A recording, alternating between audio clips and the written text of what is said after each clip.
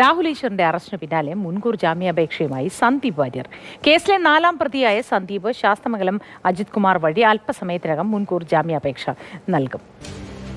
രാഹുൽ മാങ്കൂട്ടത്തിനെതിരെ പരാതി നൽകിയ ആ യുവതിക്കെതിരെ വ്യാപകമായ സൈബർ അതിക്രമണമാണ് ഉണ്ടാകുന്നത്. ഈ വിഷയത്തിൽ കർശനമായ നടപടി സ്വീകരിക്കണം എന്നുള്ളൊരു നിർദ്ദേശം പോലീസിന്റെ തലപ്പത്തു നിന്നുമുണ്ടായിരുന്നു. ഇതിന്റെ അടിസ്ഥാനത്തിൽ സൈബർ പോലീസ് ഇത്തരം പ്രൊഫൈലുകൾ കൃത്യമായി നിരീക്ഷിച്ചു വരികയാണ്. അപ്പോൾ അതിനൊപ്പമാണ് ഇന്നലെ 5 പേർക്കെതിരെ കേസെടുത്തിരിക്കുന്നത്. ആ കേസിൽ സന്ദീപ് വാര്യർ 4ാം പ്രതിയാണ്.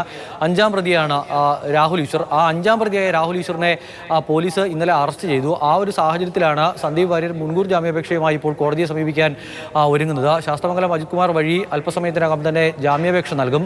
ഈ വിഷയവുമായി ബന്ധപ്പെട്ട് ഈ യുവതിയുടെ പേര് വെളിപ്പെടുത്തുന്ന തരത്തിൽ അല്ലെങ്കിൽ അവരുടെ ഐഡന്റിറ്റി വെളിപ്പെടുത്തുന്ന തരത്തിലുള്ള ഒരുവിധ നീക്കവും തൻ്റെ ഭാഗത്തു നിന്നും ഉണ്ടായിട്ടില്ല എന്നും താൻ മുൻപ് പങ്കെടുത്ത കഴിഞ്ഞ വർഷം ഓഗസ്റ്റ് മാസത്തിൽ പങ്കെടുത്ത ഒരു വിവാഹത്തിൻ്റെ ഒരു ചിത്രം ഫേസ്ബുക്കിൽ ഉണ്ടായിരുന്നു എന്നും ആ ചിത്രം മറ്റു ചിലർ ദുരുപയോഗം ചെയ്യുന്നു എന്ന വിവരം തന്നെ വിളിച്ചറിയിച്ചപ്പോൾ ആ ചിത്രം തന്നെ താൻ ഫേസ്ബുക്കിൽ നിന്നും ഡിലീറ്റ് ചെയ്തു എന്നുള്ളൊരു കാര്യമാണ് സന്ദീപ് വാര്യർ പറഞ്ഞു വെക്കുന്നത്.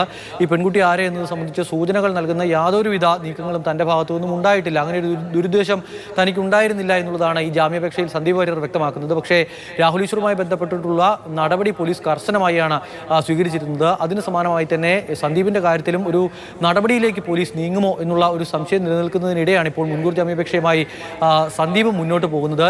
ഈ കോടതിയിൽ നിന്നും ഒരു പ്രതികൂല നടപടി ഉണ്ടായാൽ ഒരുപക്ഷെ സന്ദീപ് വാര്യരെയും അറസ്റ്റ് ചെയ്യുന്ന അടക്കമുള്ള നടപടിയിലേക്ക് പോലീസ് കടന്നേക്കാം. ഈ പറയുന്ന ഇലക്ട്രോണിക് ഡിവൈസുകൾ അടക്കം പിടിച്ചെടുത്തുകൊണ്ടുള്ള ഒരു പരിശോധനയിലേക്ക് പോകാനുള്ള സാധ്യതയും നിലനിൽക്കുന്നുണ്ട്. എന്തായാലും ജാമ്യാപേക്ഷയുമായി ഇപ്പോൾ സന്ദീപ് വാര്യർ രംഗത്തേക്ക് എത്തുകയാണ്. ഇനിയിപ്പോൾ ദീപ ജോസഫ്, അതോടൊപ്പം തന്നെ ഒരു മഹിളാ കോൺഗ്രസ് പ്രവർത്തക ഈ രഞ്ജിത പുളിക്കൽ എന്ന് പറയുന്ന പത്തനംതിട്ടയിലുള്ള മഹിളാ കോൺഗ്രസിന്റെ ജില്ലാ ജനറൽ സെക്രട്ടറി ഉണ്ട്.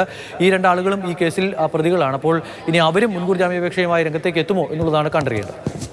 ശരി അമൽ.